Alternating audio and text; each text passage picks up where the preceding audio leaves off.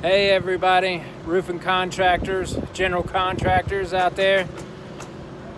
It's Brian with my part 2 of my vlog of my 10-part series challenge. Today I want to talk about drones and how you could utilize them in your business for the insurance restoration industry. Here I like to use my Phantom 4. I've got a hard case.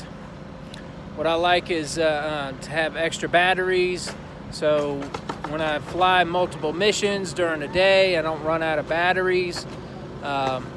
So it's really good to have extra batteries with you, and also extra SIM cards, so that if you're recording in 4K, it's going to take up a lot of space.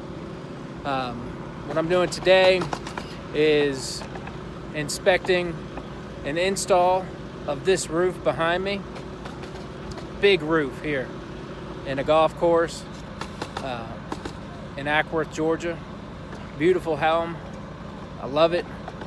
I hope more people get into the drone industry, and you could learn a lot. Comment down below.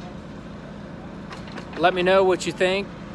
Any suggestions I might be able to do for you or answer any questions for you, please let me know. Don't hesitate to get a hold of me, message me. You could call me at 678-910-1264. Thank you.